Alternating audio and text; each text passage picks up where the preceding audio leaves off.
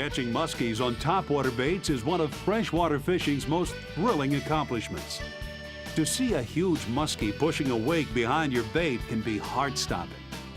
To be successful with topwater muskies, there are a few things you need to consider, and Joe Bucher knows what it takes. Here's Joe to give you some pointers. Key issue with surface baits is hooking muskies. One of the biggest problems in the past with hooking muskies with surface baits, well, first of all, it's just a big problem to begin with because a lot of topwater strikes are just blow-ups where the fish doesn't even open his mouth, he knocks the lure around. And it's hard to hook fish when they hit a lure like that no matter what you do. But then there are those situations where you get a muskie that actually strikes the lure and he gets off. And a lot of times it's not only because you didn't set the hook properly or all this other kind of stuff, it's more so a lot of times because of just specific little details in lure modification that can really make a difference. For example, take a look at some of these lures we've got here again. Here is a classic example of a topwater lure that needs to be modified. And I'll tell you why. First of all, look at this hook. It's so rigid on this lure. There's no movement. There's just, if a fish does hit this lure and you do get the fish on, the first thing that's going to happen is when the fish gets any kind of twisting motion or whatever, he's going to twist himself loose. This arrangement is too rigid. The first thing you need to do is take this hook off, put it on a split ring, both of these hooks. Split ringing hooks makes a huge difference. Second thing, sharpen these hooks. Always sharpen your topwater lures like razors. Sharpen all these hooks so you can barely touch them. These hooks should be razor sharp and they should always be anchored loose on split rings like so. And of course the best split ring to use for these situations is that super split ring, these 300-pound test super strength split rings that I market that you can get in most good sporting goods stores. Another thing we do with surface baits is, me in particular, when you're going for big fish, is get rid of the little hooks and go to big hooks. Here's a classic example of a lure I've modified that is a much better big fish bait than it was when I first got it. Most of these prop style lures come with a 3-hook design, 1, 2, 3, and they're small hooks. In fact, the hooks are more this size, like it's on this bait right here. Now, while this bait here has loose split ring hooks, and they're small hooks, this type of lure is a great hooking lure for small fish. But when you're talking about a big fish, the big fish will bend these hooks out. They don't penetrate as well. You get them on a bigger lure like this here, and you just got all kinds of hooking problems. So first thing I do is get rid of the small hook design. Get rid of this little hook that's back here on your factory model and these 2 small hooks in the middle, and replace them, remove that screw eye and split the difference between the two, and then replace that screw eye back in the lure, and then attach a super split ring to it with a large treble hook. And then in the back you see is the critical element to most of my surface baits. You see that I've got this heat shrink tubing on here. This is a critical system here, and this will not only make your lure run through the weeds better, but you can see it sticks out in the back like a big grappling hook. This is the key big fish hooking hook. Now the shrink tubing serves, of course, several purposes. Some of them that I already mentioned.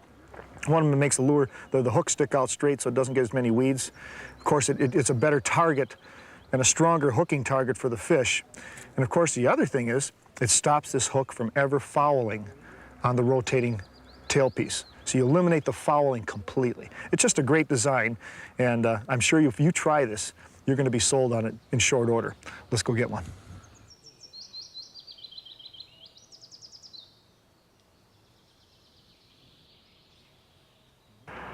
Okay, well, let's get started here, folks. Hey, by the way, before we do this, real quickly here, you see I've got 2 surface baits rigged here.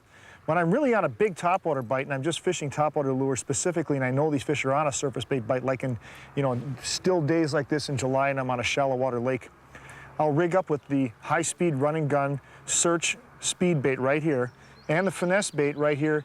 Right away, I'm going to fish with this bait as we fish along here. If anything follows, anything blows up, I'm going to immediately put this bait down. If I miss the fish, grab the finesse bait and pitch a quick cast on them. Let me show you the techniques here real quick. Okay, as we fish along here, one of the things I like to do with these prop style lures, crank them just fast enough so you get a good action out of them. Sometimes that means a pretty good clip.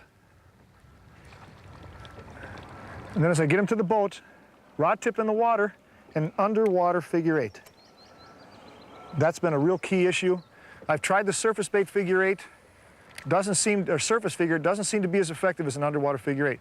Another thing, as I'm bringing this bait in, if I get a follow, if I got a muskie follow right now and he doesn't take that bait, what I'm gonna do is immediately, without hooking the lure up or anything, I'm gonna put that rod down right here like this, pick up that throwback bait, and just go right back on that fish, just like that. And then I'm gonna fish very slowly, very, very slowly with this little tail rotating topwater lure. Get a good plop out of him. I'm gonna hit the head of that weed bed right there. That's where he should be. Right there. Hey, that's a good fish. That's a good one. Oh. Oh.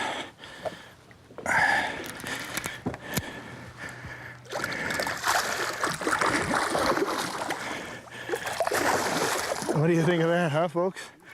Isn't that awesome?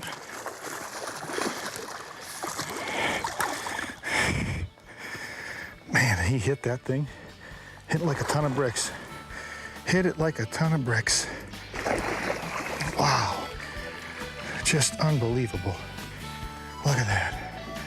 Isn't she a beauty? Look at this horse. Oh, man. What do you think?